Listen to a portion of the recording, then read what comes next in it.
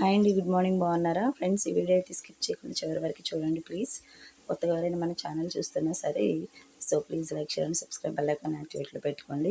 ఇవాళ అయితే ఇంకా మార్నింగ్ అయితే పిల్లల్ని స్కూల్కి పంపించాలన్నమాట. ఇంకా హరిబరిగా అయితే నేను లేచి ఇంకా రెడీ అవుతూ ఉన్నాను అనమాట. ఇంకా పిల్లలకి 7:15కి బస్సు వస్తుంది కదా. అనపకాయని అయితే కట్ చేసేసాను, బాగా పీల్ అయితే చేసేసానండి. ఇది పప్పు వేస్తే మా పిల్లలు తినరు కాబట్టి ఇంకా దప్పలం అయితే పెడుతున్నాను అనమాట. ఇదైతే మా పాపకి పాలు పోసి వండుతున్నాను.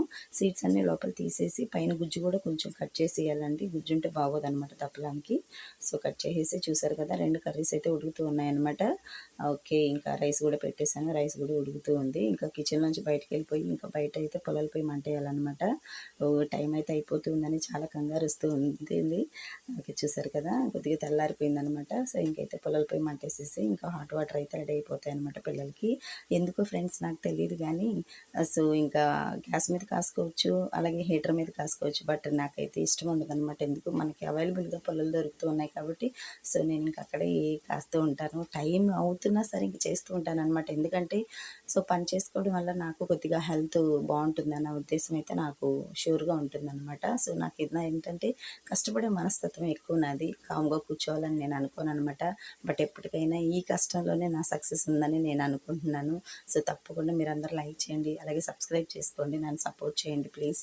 నాకైతే సబ్స్క్రైబర్స్ కంప్లీట్ అయ్యారు కానీ వాచ్ ఓవర్ అయితే ఇంకా రావాల్సి ఉంది ప్లీజ్. దానికోసం అయితే మీ సపోర్ట్ అయితే నాకు కావాలన్నమాట. డైలీ నా ఛానల్ని విజిట్ చేస్తూ ఉండండి. ఓకే, ఇంకా టైం అయిపోతూ ఉందన్నమాట. చాలా కంగారుగా ఉంటుంది కిచెన్లోకి వస్తే. నేనే కాదండి, ఏ మదర్ అయినా సరే పిల్లల్ని స్కూల్కి పంపించి ఏ మదర్ అయినా మార్నింగ్ లేచిన దగ్గర నుంచి రోబోలా పనిచేయాలన్నమాట. ఇంకా రోబోస్ కూడా పనిచేయమేమో అంత ఇదిగా చేస్తూ ఉంటారనమాట. 2 కాళ్ళు ఒక దగ్గర పెట్టుకోవడానికి కూడా కుదురు ఆ టైం అనేది ఉండదన్నమాట మమ్మీస్కి అయితే. ఇంకా సేమ్ అదే పరిస్థితి నాదైతే. 365 డేస్ నాకు ఇంక ఇదేనమాట. ఎప్పుడన్నా సండే హాలిడే వచ్చినా సరే ఇంక మా పెద్ద బాబుకి స్కూల్ ఉంటుంది, లేదంటే నాకు స్కూల్ ఉంటుంది. ఓకే, ఇంక ఇదేనమాట. డైలీ బిజీ లైఫ్ అయిపోతూ ఉంది. ఇంకొక అరగంట గంట కూర్చొని టీవీ ముందర చూద్దామన్నా సరే ఇంకా నాకైతే టైం కుదరదన్నమాట. ఓకే, ఇంకా టైం అయిపోతూ ఉందని అనిపిస్తుంది.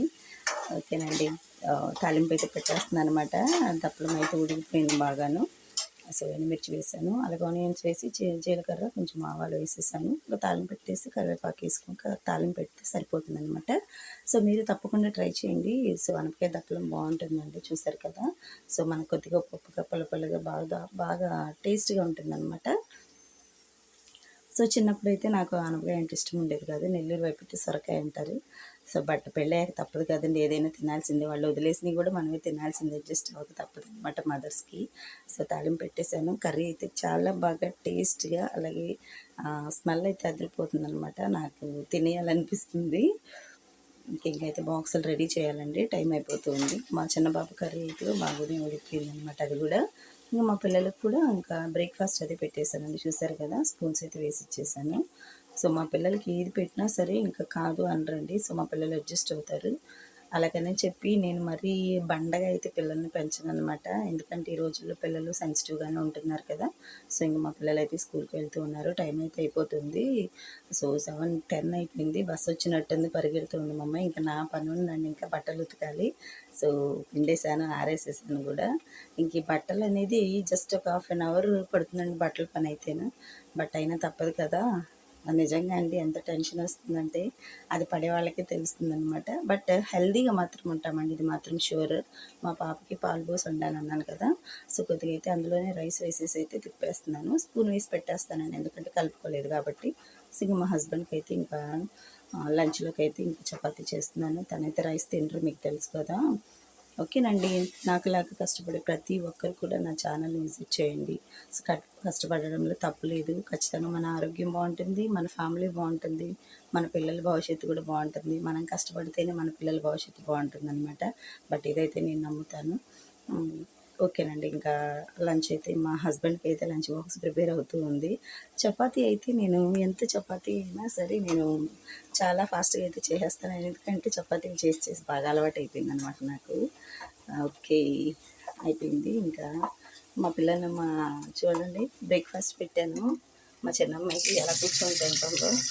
నేను రాను స్కూల్కి అంటుంది అనమాట. కుదరదు అంటే ఇంకా రెడీ అవుతూ ఉంది. ఇంకా ఫాస్ట్గా తిను అంటుంటే తింటుంది అనమాట.